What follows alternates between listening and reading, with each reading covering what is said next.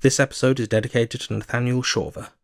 Fear has shaped my perspective and actions for so long, but the immersive descriptions of the fears in Magnus showed me that I can choose to accept what I fear as part of myself, rather than feeling shame.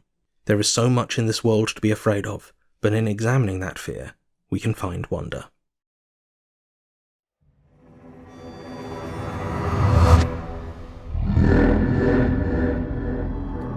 Rusty Quill presents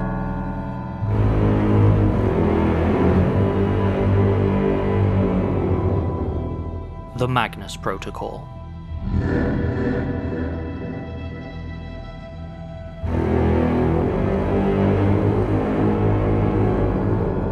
Episode 28, Interruptions.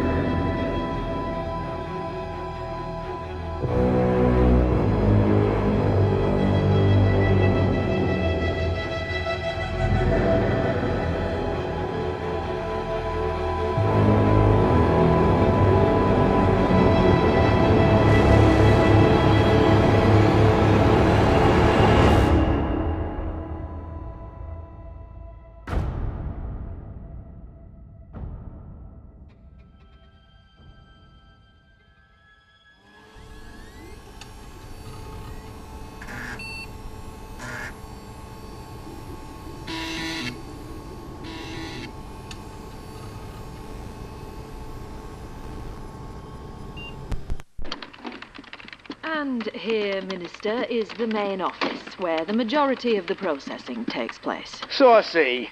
And this is Sam, Alice and Celia, our primary processing team. Good to meet you. Thank you, Minister. Fine work. Cheers. Lovely to... Pardon me, sorry. Honestly, I don't know how you manage to get anything done on such late shifts. You get used to it. Clearly, but it does seem unnecessary. The data processing and amalgamation tools are locked into a 24-hour cycle. The crawlers scrape online sources during the day, then once the nationals pre-publish, the data is incorporated into the caseloads, meaning we're locked into this schedule.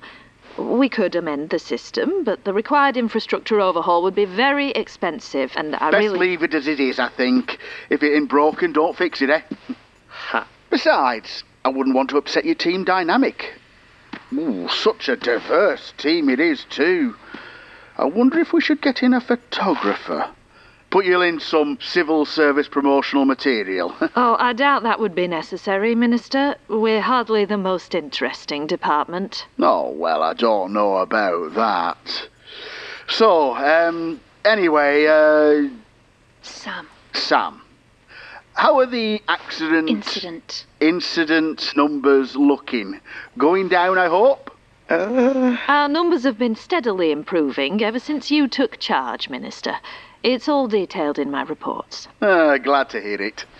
The ONS has been sniffing around again. Same old rubbish about overlapping responsibilities and synergistic fulfillment objectives. Well, hopefully our latest metrics should assuage any concerns in that department. Just as long as it keeps Gorman Smith off my back.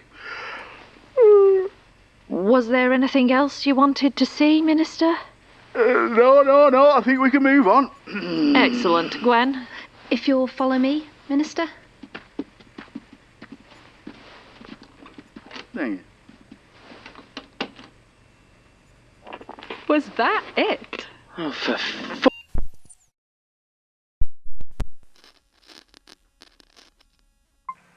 Thank you very much for joining us this evening, Minister. I do hope it's met your expectations. Something the matter, Minister? Look, Lena, I know you've had a lot of leeway running this department with previous ministers, and God knows, I prefer a hands-off approach. Glad to hear it. But it's reached a point where I am forced to intervene. May I ask why? Because I'm hearing from reliable sources that one of your subcontractors has been implicated in a recent death. Possibly even as a murder suspect. Gwen, can I ask you to wait outside, please? Minister, if I may, we both know that the rumour mill surrounding... Skip it. I went to Eton with Daniel Turner, the commissioner. He keeps me in the loop. Do you know which subcontractor It was. I'm sorry, do you hire a lot of murderers for contract and consultancy work? She simply means that outside of their specific work with us, we don't keep close track of our external workers and hadn't been made aware of this. So you're telling me you know nothing about an OIAR external contract being found with the bodies of two tattooed thugs who met rather grisly ends? I'm afraid not. Then you're either lying or woefully out of touch. Neither fills me with confidence. Minister. I was able to talk to Dani and keep this quiet for now, but I need to know there's no liability here, either legal or reputational. You have my absolute assurances that... No, not good enough. I need someone's head to roll. So if it does come back to bite me, I can say that those responsible have been removed from their post. Who would that be? Gwen, outside. If you can find out who that contract came from, then fire them. Otherwise... Otherwise? Gwen! Otherwise, I'll leave it to your discretion. I'll see what I can do. Good.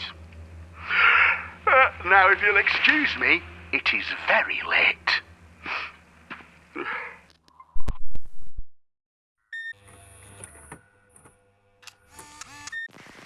Good grief! I told you. I told you. You did. You didn't believe me though, did you? Oh no. You all thought, oh, Alice is joking. She's exaggerating. She's indulging in a touch of comic hyperbole. I admit I was skeptical. That was right, wasn't I? I was right. I was sure he'd at least have a vague idea about what he did. Just like the faintest inkling. At least this way, we don't need to talk to him. Oh, that's not very fair, Sam. Not when you were so keen to spend time chatting with such a diverse group of folks. Oh my god. I almost forgot. I personally love to be diverse, and I think they should absolutely send a photographer down to capture me diversing all over the place. Ew. What about you, Celia? You feeling a little diverse? Ooh, I don't know. Does being a woman still count? I mean, it's hardly centerfold of Civil Service Weekly. Pan? I mean, it's better. Are you from anywhere particularly exciting? That might do it. You have no idea. Of course, I forgot your mysterious origins. Anyway, I reckon Gwen and Lena are going to be cleaning up after Mr. Minister for a while yet, so I'm gonna bounce. Bit early, isn't it? I've earned it. Besides, I'm grabbing some drinks with Teddy. In the morning. Ask not for whom the insomnia tolls, my dear. Cover for me if Lena asks. Always. Alright, peace. Well, we should probably be heading back to work. Wait a second. What's up? I know you value your privacy, and I respect that. Good. But at some point, you're going to need to stop reflecting anytime your past comes up. Don't get me wrong, it's your business. You don't need to tell me anything you don't want to, but I can only get so close with you when you keep so locked down. Right. All I ask is you think about it. I will. Take your time. I'm in no rush, and like I said, if you decide you don't want to share, then I won't pry. Good to know. Now, if you'll excuse me, I need to go check what car the right honourable dickhead is picked up in. Alice bet me a tenner it's going to be a Bentley. You're lucky you didn't bet more. I know, right? See you in there. Sure.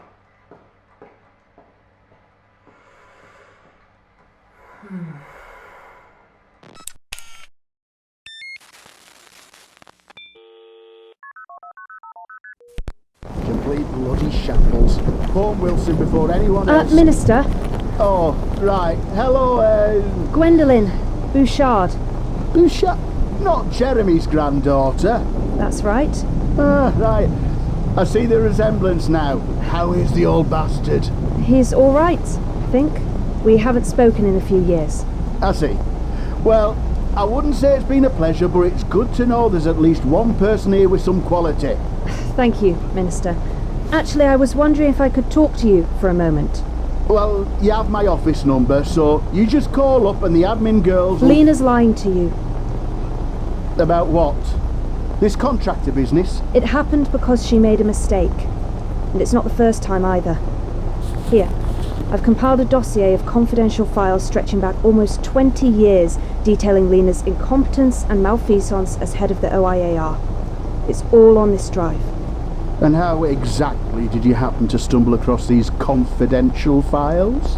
They were sent to me by a concerned third party who wishes to remain anonymous. I see. These are serious accusations. I'm aware. Very well. Thank you for bringing this to my attention, Miss Bouchard. Good to see that the apple hasn't fallen far from the tree. Oh, yes. Thank you. This is my direct number. Don't bother with the office, I'm never there. You see anything else malfeasant, you give me a call. Understood. I'll be in touch.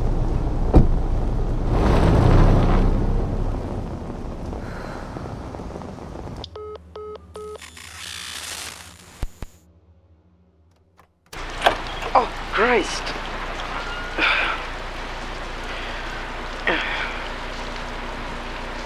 All right, Trevor, Herbert, MB.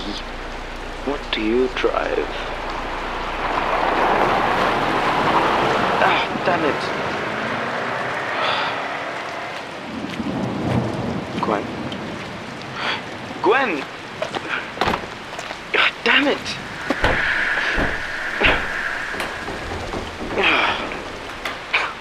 Brilliant. Absolutely. The first time I ever heard of the Magnus Institute was from my parents.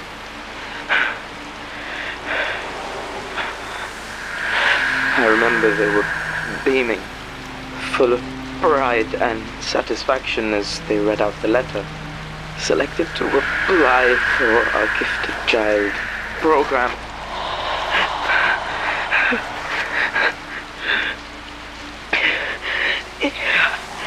I was so happy that I had pleased them, that I was what they had wanted,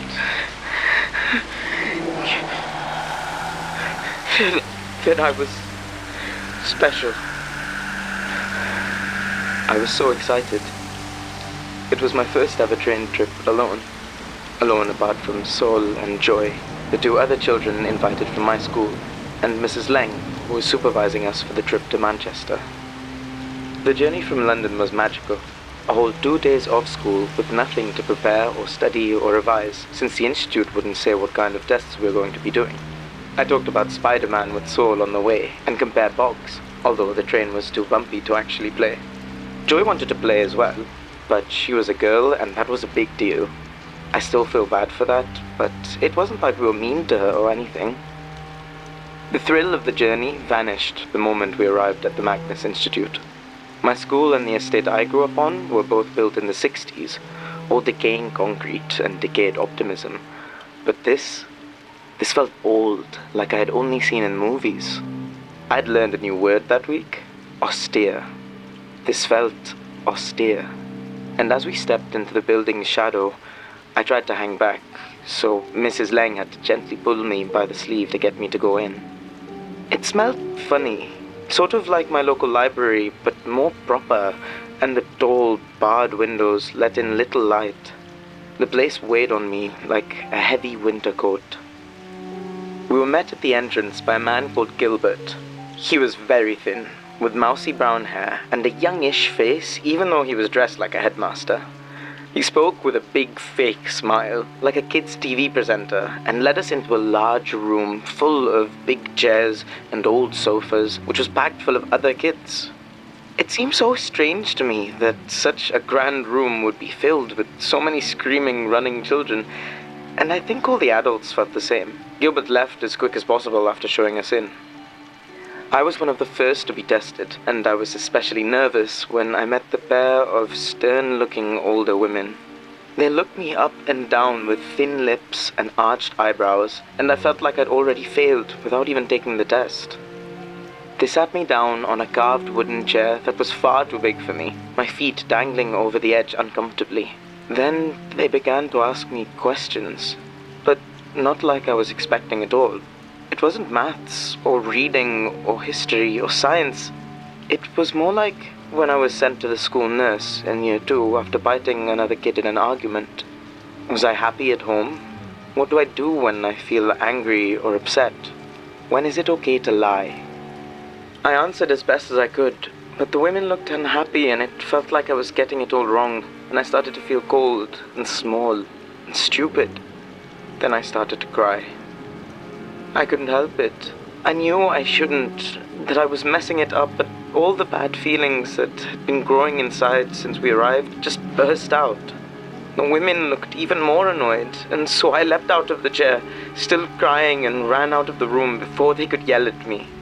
I ran and ran through the winding corridors, with no idea where I was going or what I was going to do. I didn't want Mrs. Lang to see me like this and tell my parents I'd been bad, but I didn't want to be on my own in this strange, horrible building. Finally, I stopped in a dark corridor with no windows, no sign of the overcast day outside. I was lost. I was lost and I was alone and I was in so much trouble. I had to find a grown-up. So I started trying doors, but they all seemed locked. Then I turned a corner and found an open door with the name Dr. F. Welling engraved on a brass plaque and bright lights spilling out from inside. I should have known that the color of the light was wrong. I should have known from the chanting inside that this place wasn't for me. But I was alone and I was afraid, and I needed a grown-up. There was an old man in a tweed suit stood muttering in front of a table, and on the table was a person.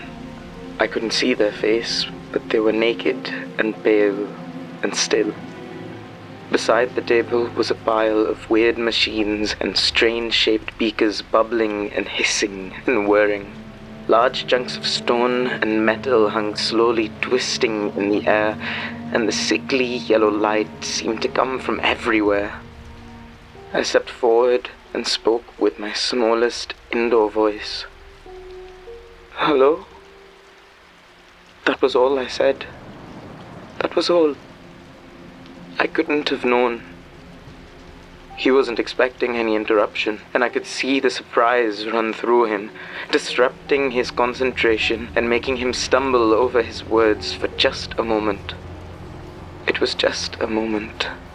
But in that moment, the glass exploded, the rocks fell, and the yellow light vanished, sucked away as though into him. We were thrown from dazzling brightness into deep darkness, but I could just make him out as he turned towards me. He looked at me and opened his mouth, and I cowered, waiting for the yelling, for the punishment. But no words came out. He just opened his mouth, wider and wider as if to scream, then reached out towards me. But the flesh of his arm, the skin and muscle, it didn't move. It was the bones.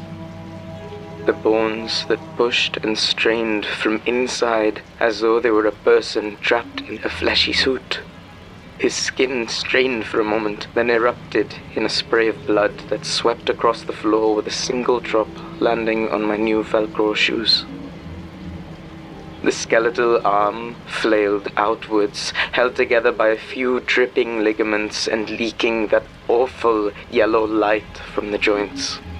Then it bent, and reached back and dug its bony fingers through the man's clothes and into his chest, ripping off a gory chunk and hurling it to the floor. In the silence of the room, I heard the wet slap of the meat on the polished wooden floor, and looking up, I could see in the man's eyes that he could feel everything, even though he didn't make a sound. I stood there, frozen in shock and terror, and watched as the other arm thrust itself free from its meat, reached up, and tore away his face in a single swift yank to reveal the ecstatic skull within. The last thing I saw was its dripping red smile before I turned and bolted from the room. I don't remember much after that. The stern ladies found me crying in a corner and pulled me back to the room with the other children. They gripped me too tightly, but I didn't say anything. I never told anyone what I saw. My parents just assumed I was upset after being rejected from the program, same as them. They were so disappointed, so sad to realize that I wasn't Magnus material. Just me. Nothing special. I couldn't look at them, but not just because of the shame, but because whenever I saw their faces, I could see the outline of their skulls beneath, still grinning at me. And now, I'm going back to find.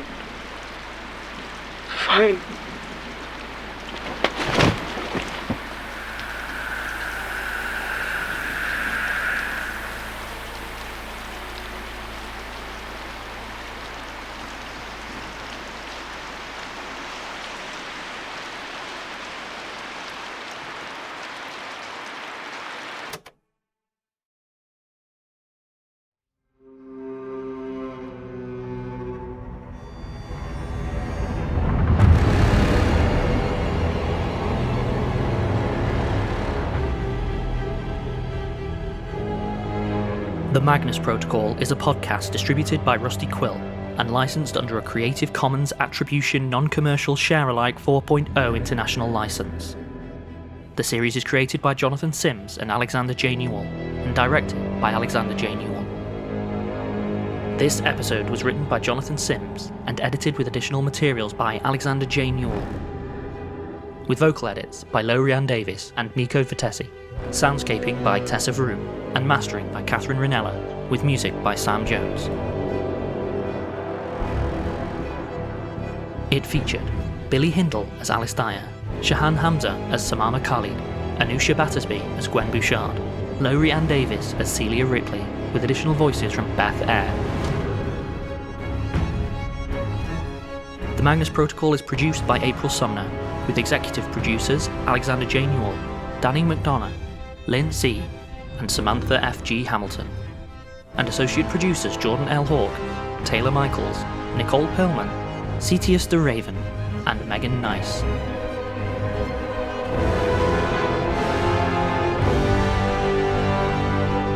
To subscribe, view associated materials, or join our Patreon, visit rustyquill.com. Rate and review us online, tweet us at The Rusty Quill, visit us on Facebook, or email us via mail@rustyquill.com. Thanks for listening.